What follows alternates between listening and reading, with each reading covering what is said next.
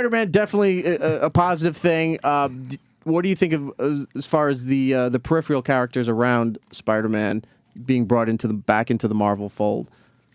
You mean his villains, or Yeah. you mean? I mean, he's definitely got in all of comic book history. I mean, he's got the most powerful arsenal of villains, most colorful, the most. I mean, just great villains. I mean, even more so than Batman. I mean, he has, like, you can go down the list. You know, after the first 4 Batman movies, you're like, well, who do we got next? You know, it's Right. like they're like pulling, for suitable adversaries. I think movie-wise, I think DC is probably Warner Brothers is more afraid to explore some of Batman's other villains outside of the ones they're really comfortable with. I think Marvel is a lot more willing to take a chance, and that's good because maybe we'll get to see Kraven, or maybe we'll get to see a real version of the Lizard, or That'd be awesome. sorry, shocker. But you are a fan of that. Like, you love when they pull the more obscure villains, like ones that are not known by the mainstream. Well, before the last Spider-Man movie, I mean, before that guy, I guess they're not making any more with that particular actor. Correct. They were building for what looked like a Sinister Six. Correct. And they still want to do a Sinister Six, is what they say. But a proper Sinister Six. We hope. With no Electro and, well, that previous Electro. Yeah. Not Jamie Foxx. Who are the Sinister Six? What characters fall into there? Go ahead, Ming. You're a comic book man. Yeah, you have a comic book based podcast. Who are the Sinister Six, man? Look at him with that dumb look on his face. You blank-eyed mother effer. I'm deferring that back to you. Well, you got Mysterio. Okay. You got Electro. Yes. You've got Kraven. You've got the Sandman. You've got was Green Goblin in the Sinister Six? I believe at one point, but you also had Sinister Six has changed because you also had Vulture in there at Dr. one point. Octopus. Yeah, Doc Ock at one point. Yeah. What about Rhino? I remember Rhino. Is he in there? I don't think he ever. I don't think he was ever part of the Sinister Six. No. No. I mean, he was in that Spider-Man movie in some sort of mech suit, but he was not. I don't think he was part of the Sinister Six. That's It's a shame. changed. Sorry, It's Bryan. a rotating Yeah. six. Is Lewis back there, by the way? Get Lewis on mic there. Guys, this is Lewis. He's one of our interns here, and he was really excited that you guys were coming in, and he wanted to know if he could ask you a question, I think, for Walt. Okay. You there, Lewis? Yes, I am here. Sorry, give me 1 second. Who are these guys? Can I ask you a quick question? Who Sure. are these two guys back here? This is Mikey Piff. He's the program director, I guess, for program Sirius director. XM Hits 1 here. And that's my buddy Giddles back there. I just show up. He's also Bryan with a Y. Yeah. Oh, okay, nice. Got the Nice, same man. beard And going the on. beard? Yeah, I like the way time this guy travel rolls. version of you. Lewis, what's your question? Yes, with Robert Kirkman creating The Walking Dead and Justin Jordan writing Luther Strode, do you ever think independent comics will one day take over the comic industry? No. I mean, I think there's a lot of wonderful independent comics and so many great ideas, and you could do so much more because you're not constrained by the big 2 publishers' history. You could do anything you want to do with your creator-owned character, but one thing you'll never have is that public awareness. And kids today, if they're getting into comics, they're getting into them solely off the movies. So That makes sense. I don't think that. I still think there's definitely a piece of the pie for creator-owned comics. There always will be, but to overtake Marvel or DC, It's just not impossible. We'll say something like Men in Black, right? Like I mean, that- there'll be success stories, Little, but yeah, a there couple are here and there. Properties, yeah. far and few between over the machine that is Marvel or DC. Well, plus nobody's going to put the kind of money into an indie superhero movie that they're going to put into a more mainstream one, right? I mean, not to say it hasn't happened. There's been some independent. I mean, if you want to call Dark Horse independent, which I don't know if you could. Yeah, they're. I guess they're kind of still independent. I don't. Yeah, sort I of. don't know. Maybe It's not a really. Tough call. What do you think, Ming? What, Dark Horse? Independent or not? No. All right, that was very foolish. definitive. You're embarrassing yourself. Mikey Piff back here from SiriusXM Hits 1. You wanted to ask them something? No, before, because going back to the Spider-Man thing, I wanted to mention that in the press release, they specifically mentioned Peter Parker. Like, they made it a point to say Peter Parker. Of course, Even because though- that's the logical decision. Yeah, exactly. But I think I agree with you that at some point they might transition, only because everybody on Twitter, like Miles Morales was like way higher on like the trends. Like everybody wanted him for whatever reason, at least from looking on social media. There's a lot of reasons behind that, though. There's a lot of like kind of progressive PC. Maybe it's time for a change from the the nerdy white guy character. I think there's a lot of that goes on with. Is he a nerdy Still Latino argue. guy, or is he like cool and suave? And... No, I mean he's just Like Razor Ramon. He's definitely not. The wrestler? He's definitely not as nerdy as Peter Parker was. No. No, but Peter Parker was like the typical nerd. I mean, pocket protector and all back in the day. Charlie I mean, Brown as a superhero. Yeah. Do you guys look forward to the Fantastic Four movie, or are you just like, Oh God, no. yeah, oh, it looks bad? Oh right? God, no. Doom what is a I really- hacker, really? You know what I really look forward to, and they never did it. They were gonna MTV a long time ago was gonna do an animated version of Hate. Do you remember that? No, that was an indie comic, right? What company did that? I don't recall. Fantagraphics, maybe? Fantagraphics. Yeah, you're right. Peter Baggy. It was supposed to be in the same block as the. Remember when MTV had the Max? Mm-hmm. Right, And it was the supposed to be Head, in, right? in the head. Yeah, it was supposed to be in that block of that indie Liquid animation Television? stuff. No, they just started their own thing. I think it was like Saturday night, late Saturday night, Oh, okay. where they were doing the Head, the Max, and all this independent animation. I think that was supposed to be part of this block that they were building, and then all of a sudden they just dropped everything. Yeah, I saw him, Peter, at a con, and I kind of asked him about it, and it didn't seem like he really wanted to, to talk about that. Yeah, and you could only do that book animated as an animated show, because live action you could never capture those reactions of Right. Buddy and the girlfriends, and it's such a. Did you ever read it? Hate? It's No, I never read it. Fantastic book, based on like this sort of dysfunctional family. This guy who lived in Jersey moved to Seattle, then moved back to Jersey to live with his parents. It was like right around the grunge time, moved to Seattle, and it's. Have you ever read it? No, I remember hearing about it. I probably have come across it, but I don't think I ever read it. Yeah, if you could get the trade paperbacks, I'd recommend it. It's pretty All right. good. What are you looking forward to most? With this news with, with the news with Spider-Man.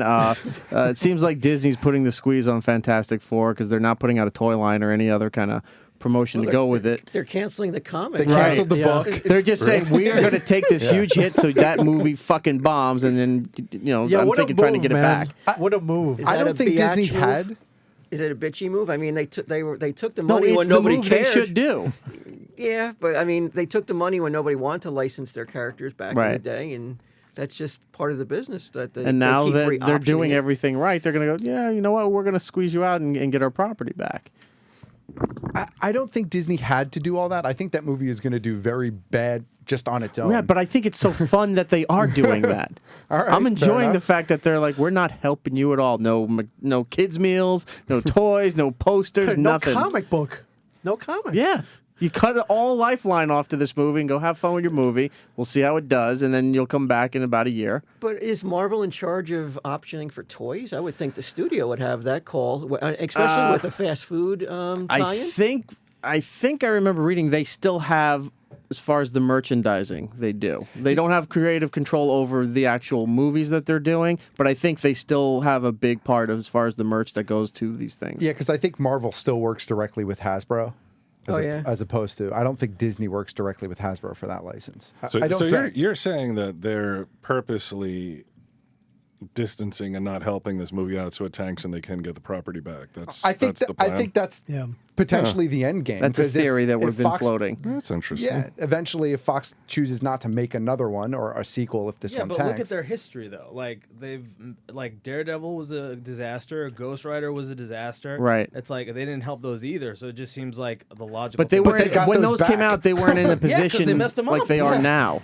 Say again? When those came out, Disney and Marvel were not in the position that they are now, Oh, no, where they they have can Disney money strong back then. arm The all thing is, that. I think everyone agrees with Disney and Marvel that like these guys are messing it up. Please give Right. it back. As there was like a you could feel the giant sigh of relief when it was like, oh my god, Marvel's going to do Spider-Man. Thank God. I think a little by little you're going to see all these properties eventually, cutting side deals coming back to Marvel, with the exception of X-Men, I was because gonna it's say, doing too well, and that's going to be almost impossible for them to try to pull away from Fox. Yeah, Fox will hold on to those as long as they continue to be successful, and it seems like they found a good formula with those, with First Class and where they're going with that. Who's got Blade now? I think got Blade Marvel back. Marvel's got Blade back. Yep. Oh, I can't wait. I love the first Blade movie. I hope they do something cool with Blade. Yeah, that'd be great. I hope they do something with Punisher too. That'd be Yeah. great. Punisher would be Do great they- as do they another have Netflix Punisher back now, series. too? They do. Yeah. Oh, wow. Somebody made an infographic with like circles and see who owns what universe. I have it saved on I'll show you guys after. It's interesting. They don't care. The show is Comic Book Men on AMC Sunday nights at midnight. We went a little bit on overtime here, so I apologize for keeping you. Are you not allowed to go as long as you want? I guess I could. I'd have to answer for it on Monday, but Do it. But Monday's a holiday, so there you Yeah, go. do it, Eric. Yeah. Yeah, so you'll answer for it I'm on not going to Tuesday. be bullied into. We'll go a little bit longer, I guess, because there are a lot of phone calls here. Do you still want to take phone calls, or are you done with the audience? No, I'll take phone calls. You want to take some phone calls, Ming? Yeah, let's take some phone calls. Let's go. At least to- one of them has to be like, you want to come to an orgy? Or throw tangerines at my Yeah. ass, perhaps. What if it's from a brony? Dude, All right. if that's the offer I get, what am I supposed to do? All right. Let's go to John in Jersey. He wants to talk to the comic book man. John? Hey, Bryan, what's up? I was wondering if you wanted to come over for an orgy. Oh, my God. There you go, man. How coincidental. Yeah, wow. What a coincidence, right? Yeah, well, we'll take your number off air, and I'll be there in, I don't know, 15 minutes? Yeah, Yeah, you got car service. Yeah, Might as well take the take advantage of it. it's like we're going to take a detour. Thank you, John. I'm just calling up. I had a question about. I used to collect comics growing up, and I got more into it lately with the whole trade paperbacks and everything. Where I was just wondering if you guys see is that a big popularity? Do you see a lot more people buying those as opposed to the actual weekly comics? Absolutely, yeah. I think that the stash at 35 Broad Street in Red Bank, we are selling way more trades now than the single issues. It feels like we're constantly reordering trades, and I think it's just the. Is it just for convenience? I think so. I think it's convenience, and if you missed out on an issue, you don't. It's always available. There's no Right. it's never sold out though. A trade paperback is always in stock. Don't you Well, think it price also- plays into it a little bit too? Sorry. I would say I think you're right. I think it's price, and it's also like the world has this binge mentality now. With TV, they don't want to watch. Personally, I'll throw a little plug out there for Better Call Saul on AMC, which I absolutely loved, and I was so happy that the second episode was on the next day. But then now I got to wait week to week. And the same thing with trades. It's like you don't have to, and that's a month, Right. Like, that's a long time, right? Are they that much cheaper than buying the Yeah, singles? well, I mean, think about it. If a trade collects 6 issues and it sells for Like, and it sells for like 15 or it sells for $20 versus $4 an issue. I mean, some books are up at $4 now, aren't they? yeah. So, All right, so you're probably saving like $4 by buying the trade. yeah, maybe even a little Not bit everybody more. makes Walt Flanagan money. You gotta understand this. No, I agreed with that. I was like, if you are, I didn't realize. Yeah, I Yeah, guess you're right. I think you probably end up saving. It might even be more than $4 in some cases. I think you probably end up saving a few Yeah. bucks. And I also, I'm more interested at this point. I'm not really trying to resell anything. I'm more interested kind of just keeping up with the stories and stuff. So I find it easier, kind of going to the trade paperback route for that. If you're interested in the keeping up with the storylines and stuff. All right, Okay. bust the lube out, John. I'm gonna be over there. And, Hey, John, do you have Xbox or PlayStation? I got PlayStation. I'll take that order at 1886. You right? No, you won't. I'm not offering you that. No, I'll give that to you. It's the order 1886 from Sony and PlayStation 4. You can pre-order it now on Amazon.com. It is out February 20th, and that's when you will receive it. John, I'm going to put you on hold. We'll get your information. All right?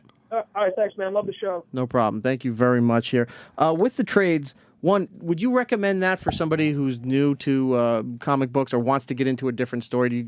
Would you point them more to the trades, or is there something about the individual issues that's more special to get them more attached to the story? Well, I think if the trade paper market, unless a book goes out of print, a trade paperback usually just stays flat what the cost of the book. But the single issues, if you're collecting more for like, well, I want to resell them at a later date, it seems like that's the way to go. Then buy the single issues. What do you think of a lot of the stuff now showing up in the apps for DC and Marvel, where you're getting everything right on your iPad? Well, that's Dunder Mifflin right there, isn't it? I mean, it's like you're selling something that eventually it looks to be going the way of all digital at a certain point. I'll probably be dead by that point, but Yeah, so he doesn't care. so I don't care. But I absolutely, that has to be a concern for the comic book industry if you're selling comic books. I think that's this generation. Like our generation, I think still like I can get a book. Like I bought The Confederacy of Dunces the other day, Right. And I could have downloaded it immediately, but I like to have that book. I like to have it in my hand. Same with the trade. Like you'd like to have that trade in your hand, Right. but But like you said, our kids and kids today. they are not interested in anything that they I'm can't not view holding on a their book. phone. Right. So I mean, or have like that immediately. yeah, right? that's going to be a problem for the second manager of the stash. Yeah, that's our kids' problem. But go back That, to and that whole Middle East thing, they can worry about. Yeah, that. anyway. That digitized comics.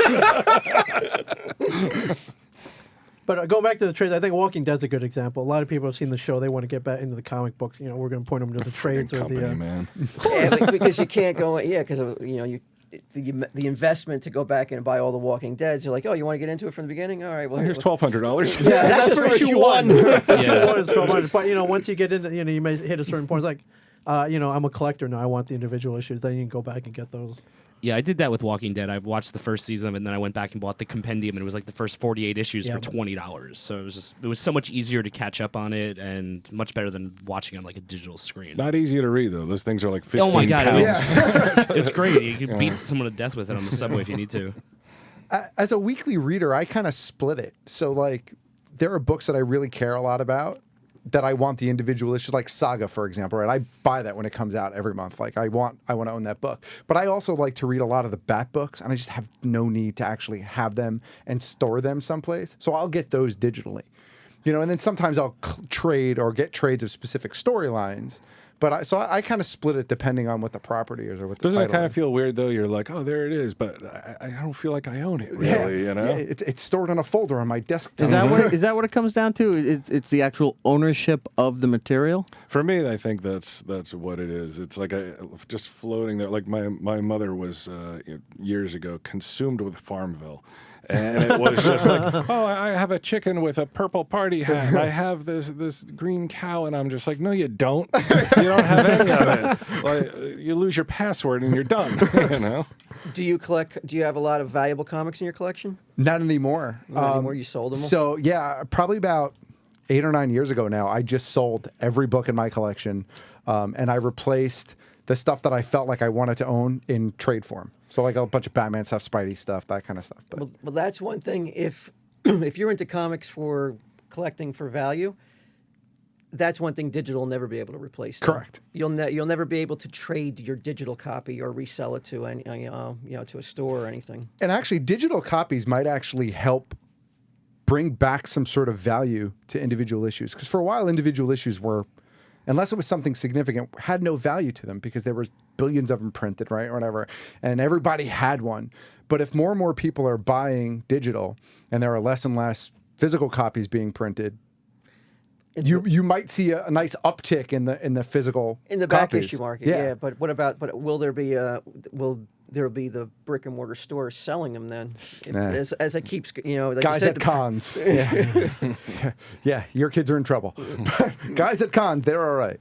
Do you see it at some point where Well, God, I hope my kids aren't selling comics. do you see it at some point where with the digital technology and the books now coinciding for now, do you see it where comic book stores will become more toys and figures and collectibles and less of the actual comic book itself? I think they are right now. I think that you have to try to offer more than just comics. You have to offer some toys, maybe some apparel, definitely trades. How does the how's the toy market faring these days? Are figures still in? I mean, there's certain figures that are definitely still sought after, but I mean, it's tough. I mean, there's so many, and the figures are not cheap, man. They're expensive. At $25 for an action figure now. That's a retail value, not the Chase figure anymore. Yeah, my niece wanted a Harley Quinn figure. She's 9, and she wanted a Harley Quinn figure for Christmas. And I'm looking, I'm like, $30, $35. I don't love you that much. Let's not get crazy. Yeah, there's some lines doing well. They're like Funko's kind of taking over the world right now, Well, right? the pop, yeah. Well, they have something that is so great is that it's almost like disposable figure. It's like it's a impulse buy almost. Those are those They're little so short cheap. ones. Yeah, right? they're like a $10.99. You can't beat it. It looks cute. Oh boy, I wish I owned a part of Funko. Yeah, they've in the like 2 or 3 years ago they had a couple. Like I'm a big Simpsons fan and a big Simpsons collector, and they had 4 Simpsons figures as part of the initial line for Funko Pop. And then all of a sudden they got every license, and they're getting almost every other license, and everything that you could possibly. It's a great time to be a fan of anything because you can get anything now. Where like 10 years ago, you couldn't get half the stuff that if you were an obscure fan, like if you're still a fan of the Tick, say, right? There was only very few things if you could find collectors or at the con or something like that. Now there's a resurgence of it. Funko's got everything. I'm getting a little sick of these exclusive figures and the Chase figures from blind boxes, but you know, if that's what it takes to hook people in to keep buying this stuff. That's the stuff where you don't know what's in the box. Yeah. The Yeah. blind box. Because I collect. You hate that too, right? Yeah, I don't like that. I collect some Kid Robot and some Titan vinyl for Simpsons and the Doctor Who lines. And you get everything except those mystery figures, and you keep trying, and it's another $8, another $10. It's like, oh, didn't get it again. And just go, look, I bought enough, I'll just buy the rest on eBay. And, you know, somebody's got to have it. Is that the only, in the collectible world, is that the only way that concept ever works? Like, you buy something, you don't know what it is.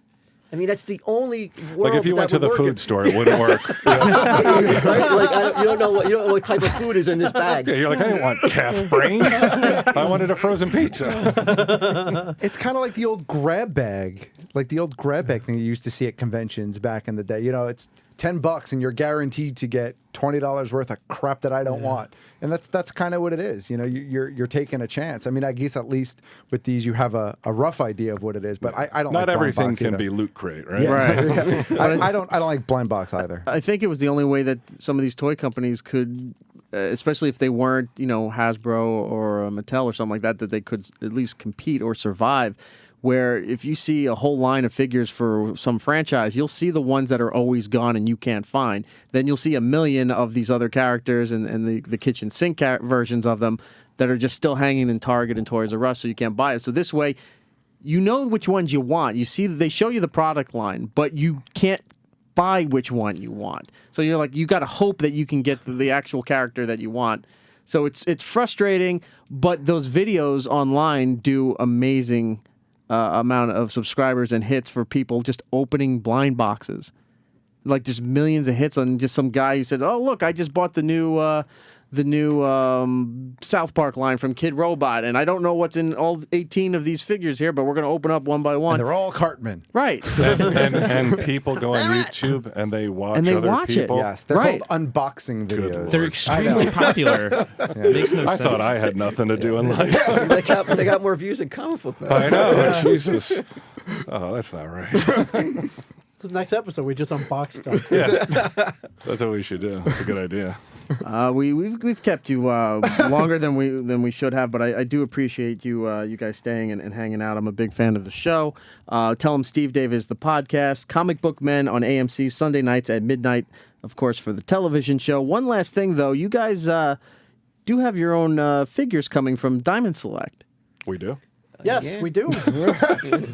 I was not aware of this. Mini mates. Yeah, they put Are out they like in blind mini box? mates? Yes, they're all in blind boxes. Fuck, another Ming. 19 Mings. That's right. You got an extra Ming? I'll buy it off of you. And the chase figure is Bryan because he didn't want any part of it, so he's not even in the line. Yeah, there's a line out called Mini Mates, Brian. They kind of look like Legos, and they're about This is your figure, Bryan. It's you. Oh, there I am. You're wearing a TSD. You're like an shirt. angry Gandalf. Yeah, right? I know. I should have had like a staff in my hand. Yeah, so there are 5 of us. You can There's- shrink the photo down to see everybody there. But yeah, all of you guys and Kevin is part of the line as well. Yeah. Good for you. Well, see, this is old hat for you two. You two already have your own figures. From the inaction line, right? Yeah, Graffiti put one. Steve Dave and Fanboy years ago.